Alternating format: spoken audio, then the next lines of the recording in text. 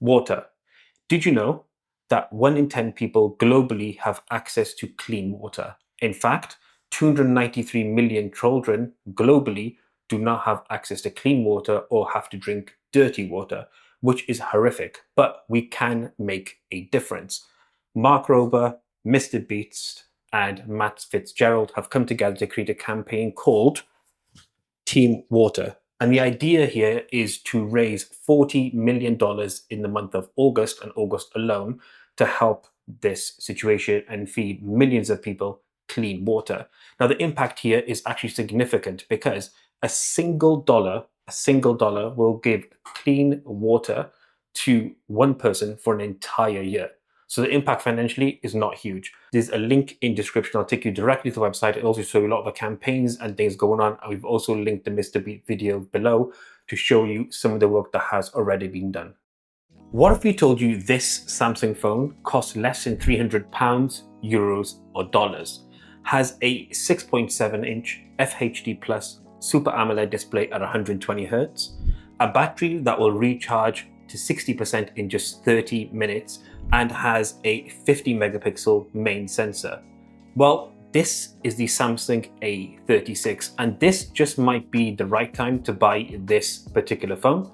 Let us tell you why. The battery capacity and the charging speeds of the A36 are actually exactly the same as the flagship £1,300 Euro dollar S25 Ultra. You actually get a 5,000 mAh battery and you get charging at 45 watts. So in the real world terms, when you're using this phone, you can actually use it for over 12 hours with a combination of browsing, content watching, gaming, and taking calls. But beyond that, you can actually add in an additional 3 to 5 hours, depending on screen brightness and usage and what you're using, of the OS itself. So this A36 will legitimately give you a full day's worth of consistent use when it comes to battery life at plus 20 hours, which is an amazing selling point for a phone that costs less than £300, euros, or dollars. The display, 6.7-inch FHD Plus, has some truly great spec. So it is 120 Hz AMOLED, it is beautiful, and at peak it has 1900 nits of peak brightness. So what you're seeing here then is if you're watching any content on the A36, you're going to get a super great experience. Punchy colors, inky blacks, and then super contrasty imaging. And even if you're watching some HDR content, it does do a really good job of representing that effectively and very, very well. It is probably overly punchy, but that's absolutely fine. We have it in the vibrant display profile on here, but any content consumption is a super great pleasure. On the durability front, you actually get Gorilla Glass Victus Plus on the front, which means you're trying to bend it, knock it against the table, nothing's going to happen. But also beyond that, you have a full plastic frame all the way around. And here comes a few downsides. Now, spec wise, the phone actually has 8 GB of RAM and 256 GB of storage. Some markets do get 6 GB 128. But there is, if you look alongside either sides of the frame, there is no SD card slot. So that's one of the bigger downsides of having this phone over last year's A35. The SD card slot is gone. The build quality is good, even though it is plastic. The rear, however, is a fingerprint magnet and does kind of nullify that sometimes premium feel of the Samsung A36. On the display front, it's a truly great performer, but when it comes to performance on the phone itself, there are some significant drawbacks. You'd think moving from an A35 to an A36, you're going to get a big uplift in performance. That is not the case. You're getting roughly about a 5% boost in overall performance versus last year's A35. If you run the phone through Antutu's benchmark, which is extreme testing, it actually did a really good job of maintaining its thermals and not losing a great amount of battery. So the benefit you have here is if you're then gaming on this phone for a long period of time in games like something like Call of Duty, you're going to get a really good experience. Firstly, I want to touch on this. You can actually set this, when you first set up Call of Duty, you actually set this up at 120 frames, but it does degrade the graphics down. We've gone very high and max on the graphics and FPS, which allows us to get roughly 60 frames consistently when we're gaming on Call of Duty Mobile.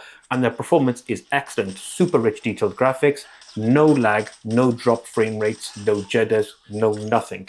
And this is in a household that has 20 plus devices connected at any one time. So on the gaming front and the performance front on that side is very, very good. On the OS front, you get One UI 7 out of box, Android 15. It will upgrade to One UI 8, Android 16 when that becomes available, because you do get 6 OS updates on here, which is sick.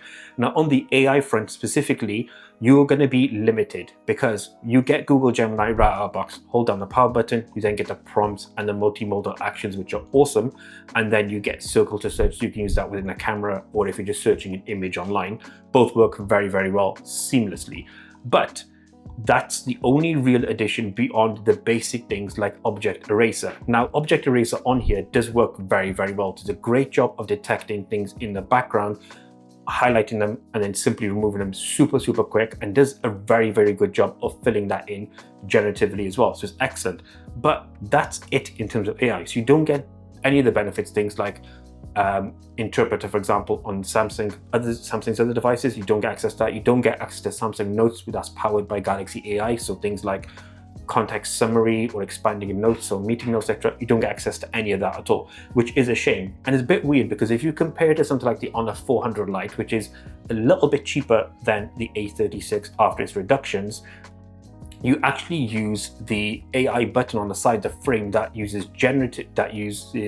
visual intelligence, to then search using Google Lens. So there are a few AI features on that particular phone, including within its notes and summary section, that are a little bit more powered than the Samsung A36. The rear in that rectangular housing houses 3 total cameras. You get a 50 megapixel main with OIS, 8 megapixel ultra wide, and a 5 megapixel macro lens. Now I'll start off by talking about the main lens itself. What you find here is actually a unspectacular but solid performer when it comes to capturing images. It does a really good job of being able to sustain good, well-balanced colors, but it does shoot the contrast way up, whilst some Samsung devices recently have sort of dial that down a bit. This has sort of the OG processing. It does push up really high, but it does a good job of things like shadows and highlights as well, and offers a really good photo.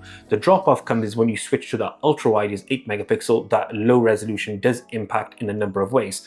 Firstly, you'll find some vignetting around the frames of the actual images itself, and then the color and the poppiness, I guess, which is not a word, of the actual images themselves on the ultra-wide are not great. It is a lot flatter. It does lack the detail. The images are somewhat usable, but not great. And then if you go to the 5 megapixel macro lens, which we have never been a fan of macro lenses, this is actually super useful, because if you do want to capture those really close upfront shots, you can actually capture a ton of detail within those images. Things like water droplets on flowers. This looks really, really good and super, super detailed and excellent. If we move into video, the main lens at that 50 megapixel will shoot at 4K 30, and again, quality is very, very good. Super usable, punchy, well balanced, and looks really good with decent dynamic range as well. The ultra wide is 1080p 30 fps, and I would not recommend using this at all. The quality of the image is not great. It looks super flat and just dulls pretty much everything. So the camera system on the A36 is a bit of a hit and miss. I think if you stick to that main lens and video on that main lens and dip in and out with that macro, you'll probably get a pretty good experience. So the A36 has quite a few highs and some small lows. Those highs are, of course, its excellent FHD plus 6.7-inch Super AMOLED 120Hz display with a 1900 nits of peak brightness. 5000 mAh battery and that 45-watt charging will give you really good battery performance overall. The main lens and that macro, including video, are actually super good plus points. And then the OS, it may not have the same AI intelligence as some of the other Samsung devices, but as a performer, it is snappy and works really, really well. So those are some of the main reasons to buy it. The Samsung A36, when it launched, came at roughly 400-ish pounds, euros or dollars, but now can be had for around 300. Now, when you're looking at sort of this rough price point, this would be a really good recommendation.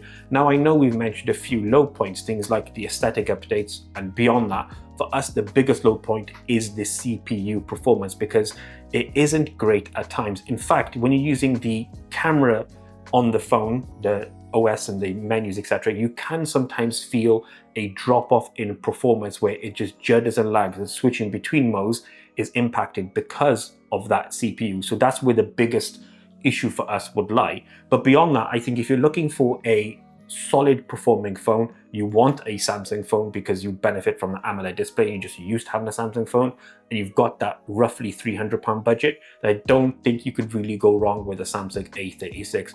But let us know your thoughts in the comment section about the A36, or what would you buy for roughly around that £300, euros or dollars, wherever you are in the world. Let us know in the comment section. Thank you so much for watching. Until the next one, as always, we out.